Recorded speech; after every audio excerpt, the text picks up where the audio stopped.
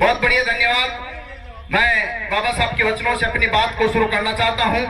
बाबा साहब ने जो संघर्ष किया, आज से 100 साल पहले की बात है, जब एक स्कूल में टीचर्स के द्वारा पूछा जा रहा था कि ऐसी कौन सी वस्तु है जिसको देख तो सकते हैं परंतु स्पर्श नहीं कर सकते, ऐसी कौन सी चीज है? तो अलग अलग स्टूडेंट बता रहे थे कि सब सूर्य है जिसको हम देख सकते हैं, स्पर्श नहीं कर सकते हैं। उसी प्रकार से अलग अलग स्टूडेंट बोल रहे कि चंद्रमा है, उसे हम देख सकते हैं, स्पर्श नहीं कर सकते हैं।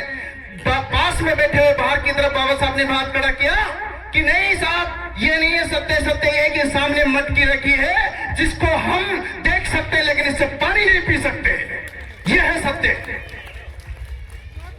और वही बात बाबा साहब ने फिर पढ़ लिख करके हम सब उनके भगत बने, क्योंकि उन्होंने 32 डिग्रियां 9 भाषाओं का ज्ञान प्राप्त किया। शिक्षा के दम पर जो है हमारे देश का संविधान जो है हमें दिया, और आज सबसे बड़ा लिखित संविधान हमारे देश में, विश्व में जो है सबसे ज्यादा राज कर।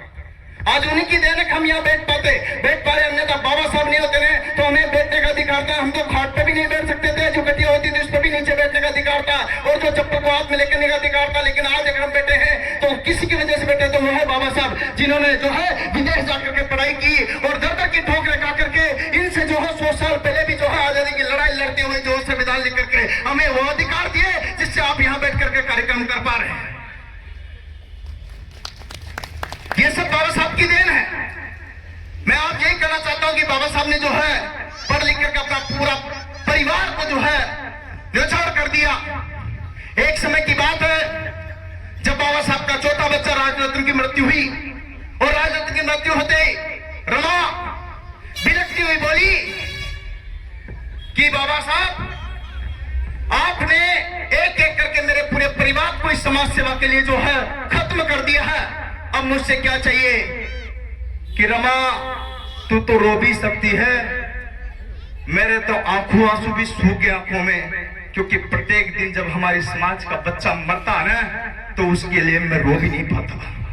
तेरे को कैसे बताऊं, कैसी विडंबना है? कि ठीक है बाबा साहब, आप मुझे फिर समझा दोगे रमा कह करके, लेकिन एक दिन गोदी में लेकर के इसी राजरत्न को तुम बोला करते थे कि रमा, इसका नाम मैं राजरत्न रखना हूं, वो इसलिए रख रहा हूं क्योंकि ये हमारे देश पर राज करेगा। आज राजरत्न तो न रहा, लेकिन देश पर राज कौन करेगा?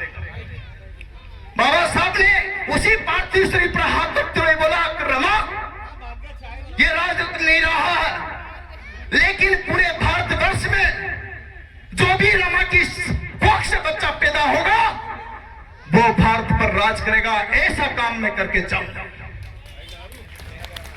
ये क्या?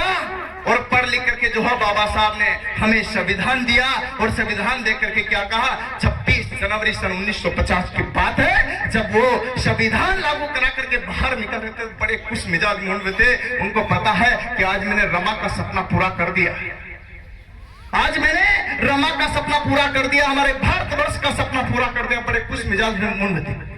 इधर से बाहर निकलते हुए आचार्य त्रिपला जी कहते हैं कि बाबा साहब, आप बड़े खुश मिजाज मूड हो, क्या बात है, आज बड़े खुश नजर आ रहे हो, ऐसा क्या है? तो बाबा साहब ने एक ही बात बताई कि तुम सत्य कह रहे हो, आज मैं बहुत ही खुश हूं। क्यों? क्योंकि जो है हमारे देश का प्रत्येक व्यक्ति, वंचित वर्ग, जो असाई है, जिसको अछूत कहते थे, जो पिछड़ा वर्ग है, जो दलित वर्ग है, जो जिसके साथ अन्याय अत्याचार होता था, जिसको जो है प्रथम पंक्ति में आने का बैठने का अवसर नहीं मिलता था, जिनको नौकरी में अवसर नहीं था, वो हमारे जो है बहुत दूर रहते थे, जिनको आज तक जो है हमने अलग ही एक तबका बना दिया था, उन वंचित वर्ग को अधिकार दिलाने का कार्य आज मैंने किया है। अब एक ये संविधान नहीं लिखा है, आपके हिसाब से तो संविधान लिख करके मैं बाहर निकल रहा हूं, लेकिन एक ऑपरेशन है, ऑपरेशन ऐसा कि रानी के पेट में घुस करके किया है। अब रानी के पेट से जन्म लेने वाला बच्चा राजा नहीं बनेगा, राजा प्रत्येक भारतवर्ष का एक व्यक्ति बन सकता है जिसको मैंने अधिकार दिया। ये बाबा साहब ने कहा। बात यही है, बाबा साहब ने जो कहा था, क्या कहा था, उन्हीं की देन है। मुझे भी पता, आपको भी पता, मुझे तो ये भी याद है कि रुतबा तेरे सर को, रुतबा तेरे मेरे सर को तेरे संविधान से मिला है, रुतबा मेरे सर को तेरे संविधान से मिला है, औरों को जो मिला है मुकद्दर से मिला है, औरों को जो मिला है मुकद्दर से मिला है, मुझे तो मुकद्दर भी तेरे संविधान से मिला है। धन्यवाद, 1 मिनट रुका। और मैं शिक्षा पे कहना चाहता हूं, देखिएगा हमारे बच्चे जो है बाबा साहब ने अधिकार भी दे दिए, इस बात को शॉर्ट कर देता हूं। अधिकार देने के बाद भी हम आज भी कांस्टेबल, पटवारी, ग्रुप डी, ग्रुप सी, शिक्षक फर्स्ट ग्रेड लेवल यहां तक तो पहुंच पाए हैं जैसे तैसे कर करके। और ज्यादातर जो है ग्रुप डी की भर्तियों में, ग्रुप सी की भर्तियों में है। हमारा समाज इतना जो है जिसके 90%, 98%, 95% अर्थात 80-85%, मतलब जिसकी मेरिट अच्छी है वो भी जो है ना कहीं कहीं वंचित है। और वो जो है कहा कांस्टेबल की तैयारी करता, ग्रुप डी की तैयारी करता। हालात ये क्योंकि हमारे बच्चों को हम समझाने वाले नहीं, कोई बताने वाला नहीं कि तुम वही महार जाति के हो जो कि 400 महार जो 28,000 पेशवा को यूं जो चकाचूर कर देते हो, धूल चटा देते हो, जबकि हमारे बच्चों के अंदर कितनी क्षमता है। वो 400 थे, आज हम जो बहुजन सबसे ज्यादा होकर के भी 85% फिर भी राज हम पर कौन कर रहा? क्यों? क्योंकि हमारी सोच डेवलप नहीं हो रही। हम पढ़ लिख करके जो है बड़े जो है पदों पर नहीं बैठ पा रहे। जब तक हमारे आप में बड़े पद नहीं हुए ना, यूपीएससी वाले, आरएस वाले, आईएएस वाले, तब तक हम जो है सफल नहीं मान सकते। अतः बच्चों को पढ़ाइए, शिक्षा की ओर आगे लाइए, तभी जाकर के यहाँ बाबा साहब का सपना, उनके तीनों मंत्र सफल हो सकते हैं। और तीनों मंत्र ये था कि शिक्षित बनिएगा, संगठित बनिएगा और संघर्ष कीजिएगा। एक चौथा मंत्र आज मैं दे देता हूं। बाबा साहब तो नहीं हूं, पर उनके चरणों में चलने वाली धूल हूं, जो मैं दे देता हूं। शिक्षित बनिएगा, संगठित बनिएगा और संघर्ष कीजिएगा और पाखंडवाद को जड़ से खत्म कर दीजिएगा। ये मेरा चौथा मंत्र है।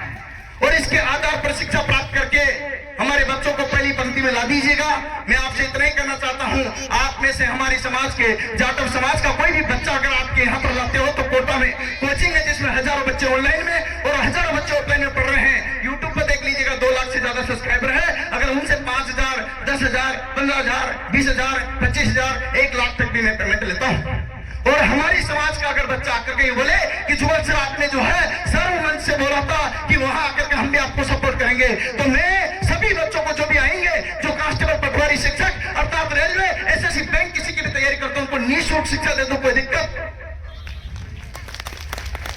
ये मैं आपको मंच से बोल रहा हूं, परंतु मैं आशा आपसे भी कर रहा हूं कि जो भी यहाँ समाज बंधु है, जो बैंक में है, रेलवे में है, एसएससी में, जो जिस फील्ड में है, वो उस प्रकार से गरीब बच्चों के लिए, वंचित बच्चों के लिए हेल्प करे, जिससे कि हमारी समाज, इसका नाम है उत्थान समिति, ये समाज का उत्थान हो सके और हम भी जो है बराबर लेवल पर आ सके। क्योंकि बाबा साहब ने हमें बराबर आने का अधिकार दिया, तो उसका उपयोग तभी कर सकते हैं जब हम पढ़ सकते हैं और पढ़ करके पहली पंक्ति में ला सकते हैं और सब बराबर का सपोर्ट कर सकते हैं, तभी हम सफल हो सकते हैं, अन्यथा संभव नहीं है। तो मैं तो आपसे कहता हूं कि जो है पाखंडवाद को खत्म करते हुए आप जो है शिक्षा का महत्व बढ़ाइए। क्योंकि मैं आपसे कहता हूं, लोगों को, हमारे बच्चों को जो पहुंचाने का टारगेट क्या होता?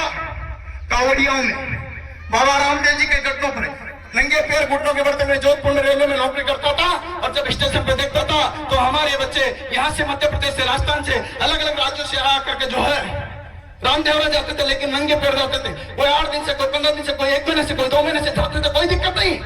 लेकिन उनसे जब पूछता था, युवा होते थे, किसी ने 12वीं कर रखी, किसी ने बीए कर रखी, किसी ने एमए कर रखी, किसी ने बीएसटीसी कर रखी, किसी ने डिप्लोमा कर रखा, किसी ने डिग्री कर रखी। ऐसे पढ़े लिखे बच्चे जब आते थे, मैं पूछता था कितने दिन से आ रहे? 1 महीने, 2 महीने से, 6 महीने से। ऐसे चल चल कर आते थे और लगातार 12-15 घंटे चलते थे। एक बात बताइए, मैं उन्हीं बच्चों से पूछना चाहता हूं कि जब आप इतने लंबे टाइम तक संघर्ष करके आते हो, तो एक बात आप कीजिएगा कि आप अपने घर पर बंद कमरे में बैठ करके 10 घंटे, 12 घंटे अपने आप को दे दीजिएगा, तो बाबा रामदेव जी, भगवान जितने भी हैं, सारे तुम्हारे जो है कमरे में आएंगे और पूछेंगे कि बोल बेटा तुम्हें क्या चाहिए? कि सरकारी नौकरी के तहत तू ये ले कांस्टेबल, ये ले पटवारी, ये ले शिक्षक, ये ले आरएस और ये ले आईएएस, तू भी कलेक्टर बनेगा, लेकिन 12 घंटे दे दे, भगवान तुम्हारे सामने होगा। इतने कर्म कर, क्योंकि कर्म प्रधान है, अन्यथा कुछ भी नहीं है। ये बात ध्यान रखना। इसीलिए बाबा साहब ने कहा था, इसीलिए मैं कहता हूं कि शिक्षा को अपना हथियार बनाइए, अन्यथा कुछ भी नहीं। कलम की कमाई है और कलम जिसने कमाई है वो ऊपर हमेशा जाएगा। तो यही कहूंगा, बढ़िएगा और पढ़िएगा। और अंत में मैं मेरी बात को विराम कर रहा हूं समय की बाध्यताओं के कारण, लेकिन यही कहूंगा कि जिस घर में तुम्हारा मान न हो, उस घर में तुम क्यों जाते हो? जिस मंदिर में सम्मान न हो उस मंदिर में क्यों जाते हो? अरे पाखंडवाद को करो खात्मा, भीमराज की बारी है और अब भी ना समझे तो समझो बुद्धि भ्रष्ट हमारी है। जय जय जय जय जय भीम, जय जय जय जय जय भीम। धन्यवाद। बहुत बहुत धन्यवाद भाई साहब आपका, आपने बहुत